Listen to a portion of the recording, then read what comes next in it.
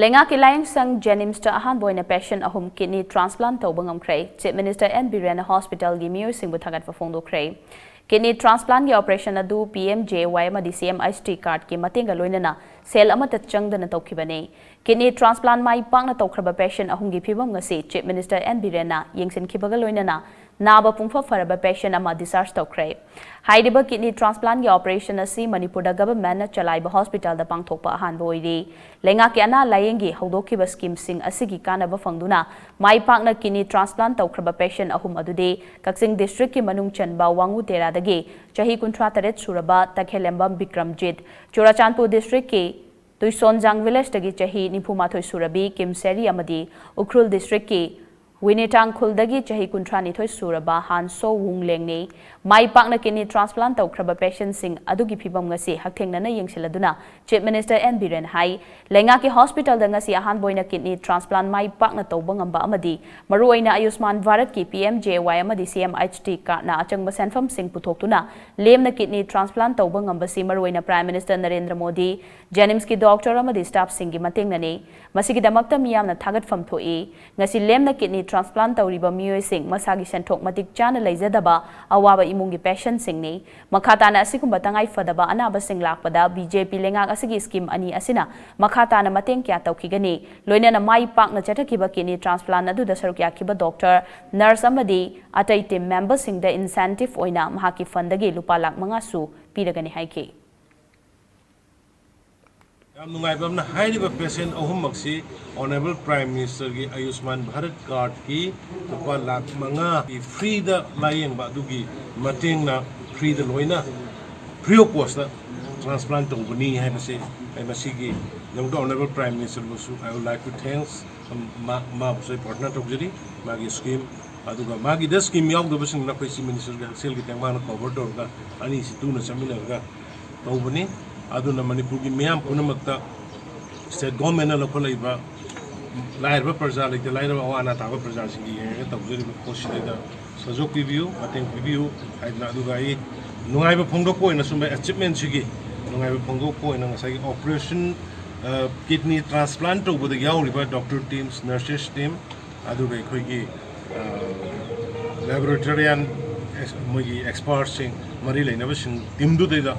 government side degi agi discretionary fund degi lupa lakh manga reward oina pini ada madu masu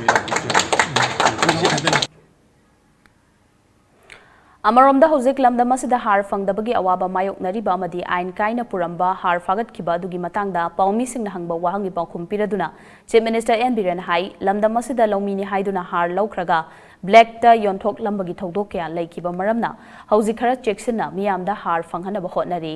mamangda fakhiba har adu state agi lawbadi oramde adubu asumna lanai miyoina mapangi company singdagi hakthengna na har lawba yaramba asimaksu asoiba amane masisu semdokna ba lengak asina kana hotnari haiki tasengna urea si farmer ni harga lawrga moina black ta yon gi potsu leiba aduna farmer sing sigi details si sang khomna bu khona bada koina wari si su lekte ba yawi do adi salaga uba khorpa dugi mayam dugi grievances khar ure aduna inga si hayeng mak ai apai Agriculture Minister aduga tai leiriba mayam Minister MLA sing punna meeting tawrakanda thuba matamda MLA gi khudang do ero kari do ero kamai taro ye hunjige do madugi step lo usiki hire smuggling singba country to country koi tawu matamda hire ba potu koi government supply to government gi oi potu di boyam do moi private agency no lawr ka tawu na even private agency oi out of the state to be ade adu namadu ikoi kaino da koi gi kariba moi customs samadu ki formal case to resort hoga moi to sinana baina Chief Minister ki Jnims concert adu da sarukya khiba Jnims ki director L Deven hai khibada Chief Minister N Biren gi liching makhada lamda masagi kidney gi anaba lairaba patient singna layengna bhotna bada yum inkhol yon thokna duna mapan da chatnari ba si kokna ba Jnims ta haudoksi haina kanna hotnarak padagi ngasi scheme sing asigi chapcha ba fangpham thokpa patient ahum da ngasi selama da changdana Mai Paakna Pangthoktuna ahan bagi patient Bikramjit asi mathaki mahaki mamana donor oiduna kidney pibani Atopa ani asisu amana husband to wife transplant ne aduga amadusu mamana donor oiduna mother to son tauba kidney transplant ne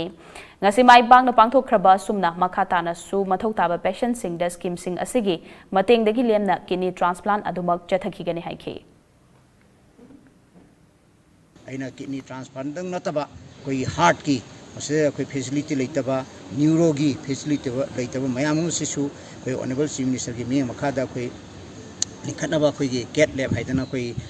kanna tawjari masisu koi yam thuna hanagi sahi jida hounaba tawjagani loina na honorable chief minister gi mi makhada koi gi cancer gi hospital Karkino Sendra group of Makada, which have a hojare, Smite or Manipuri, cancer gi, anaba, aduga, Maseda, Makal Kudingi, heart ki, neuro gi, Smite Tokna, Mayam Simzakui, Jnims, Punna, Hangdoknaba, Manipuri, labor Paza, Kuding with a cananaba, Panganaba, Luna, endocrine gisu, Havidi diabetic naba, Suma Mayamski, Sukogi, honorable chief ministerski, Sing Makada, Kuji, Hangdoknaba, Kan Honazari.